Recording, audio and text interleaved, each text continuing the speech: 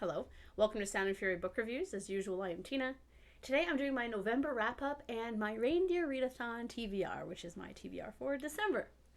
So this video, I'm going to talk about the books I read in November and then my TBR for the month of this year, as well as a few fun videos I'm going to do for like year end. First of all, November was a weird month for me reading-wise, as it was quite slow for me. First of all, I got COVID, which is still kind of, you can probably still hear it in my voice. So that slowed me down quite a few nights where I couldn't get any reading done because I was literally just lying in bed a corpse. We're also doing a massive renovation on my house, which sucks away time. I'm reading Gardens of the Moon in chunks, and I had to do some staggering of titles due to the Trick or Treat-a-thon and then the upcoming Reindeer Readathon. Yeah, I don't know why I do this to myself. So, I reviewed 7 books in November, but I only read really 5, if you count most of Gardens of the Moon. Anyway, these were Food for Thought, which was a very short novella based on a Greek myth. I really liked it, but it was just too short.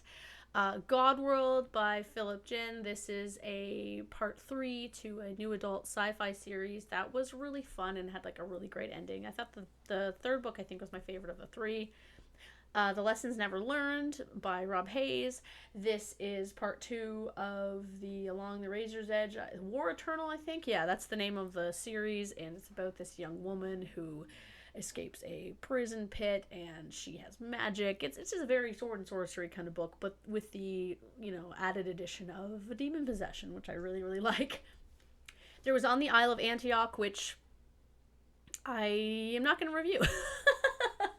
I just found that it was kind of bland and I didn't really have a lot to say about it, so I'm just going to kind of post a small review on NetGalley. I'm not going to do a video about it. And then Yours for the Taking by Gabrielle something. It's on here. This one was a kind of takedown of corporate feminism / kind of what if to escape climate change we built these kind of weird mega city bunkers. It was interesting. I liked it a lot. And then I read The Stainless Steel Rat by Harry Harrison, which is a classic sci-fi that was really fun. And then The Deep Sky. And my favorite book of the month was very, very easy to choose for once, and that was The Lessons Never Learned. I love my demon boy Syracuse. I love Askara Helsane, even though she's absolutely insane. So yeah, I can't wait to read the third one of that series. So if you have read Along the Razor's Edge, definitely check out The Lessons Never Learned, because it's a great sequel, and it's a really, really fun kind of dark fantasy series if you like dark fantasy, and I really recommend it. So upcoming in December, I'm going to be doing a few videos. I'm going to be doing my 20 anticipated sci-fi fantasy titles, so you can bloat your TBR, for 2024. I'm going to be doing that, I think, on the 15th or 16th. I've got my Malazan, whatever, vlog thing on the 12th. I'm going to be doing my yearly wrap-up video where I talk about my favorite books of the year, plus some other fun categories like Best Shipped Couple or my favorite new character, things like that. And then on another video I'm going to post on New Year's Eve, which is my reading stats for all you stat nerds out there. Last year I made this massive tier ranking covers video, but it took 900 years to edit and got like no views, so I'm not doing that this year. Sorry, it's not worth it. I don't normally post things for the views, but when it comes to how long it took me to edit that thing, it's not worth my time.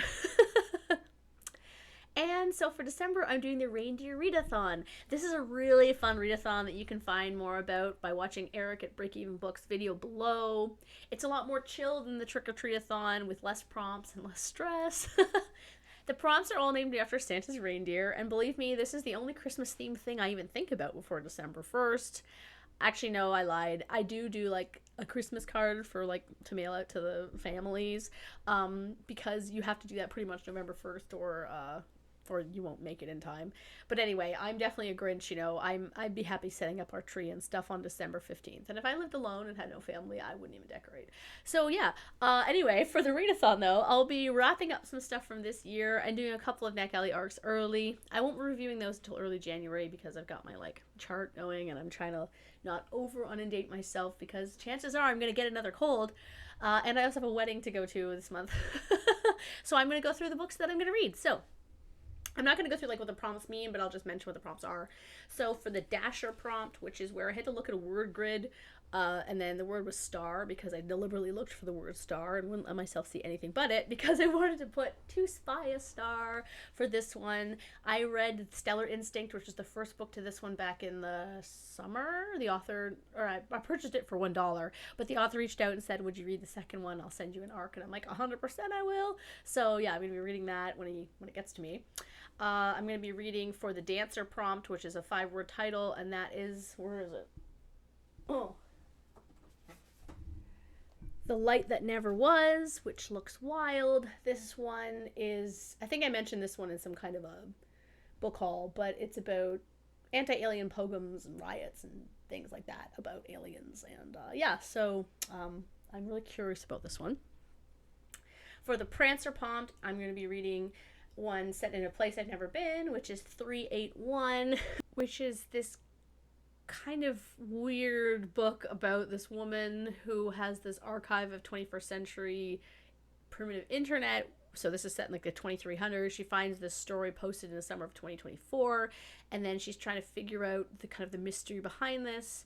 And then we also get the story itself of this woman who's walking this road, and some presence is following her. It sounds really, really interesting, and I'm really excited by this one. So I'm going to be reading that one. It obviously takes place in a place where I've never been, because I've never been on the Horned Road. Haha. I kind of cheat when it comes to prompts.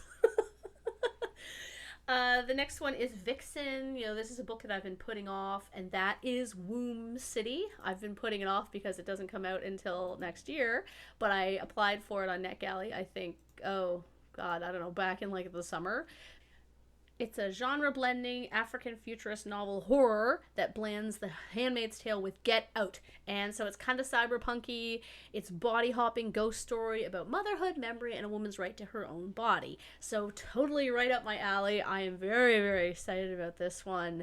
Yeah, and the cover is gorgeous. Look at the cover. It's beautiful. I've never seen such a cool cover in my life.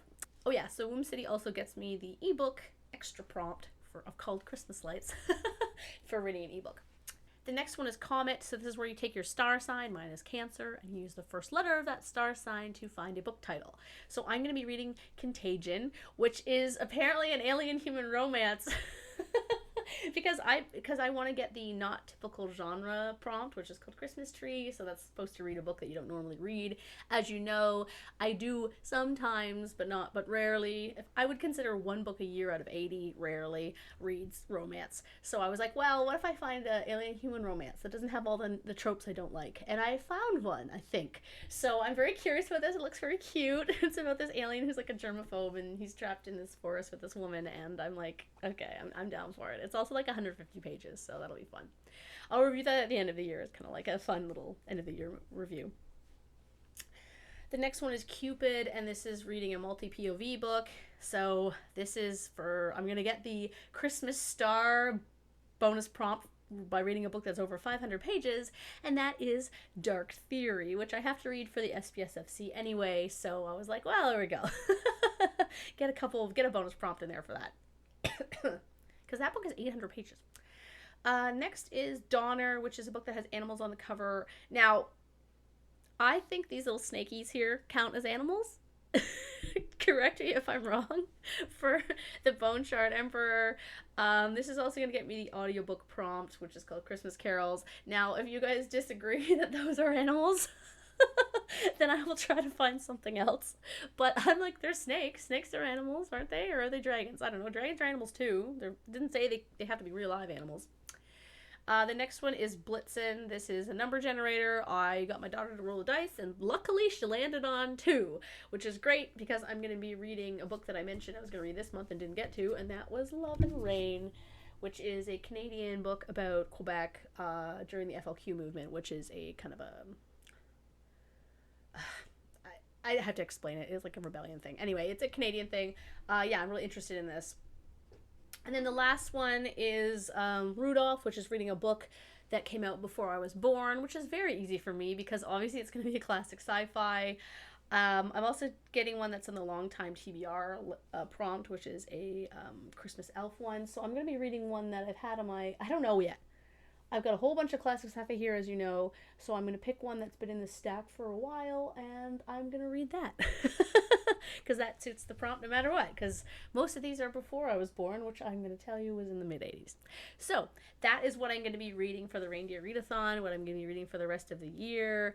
I'm very excited for some of the books that are coming out next year. My TBR video I mentioned is going to have 20 books on it.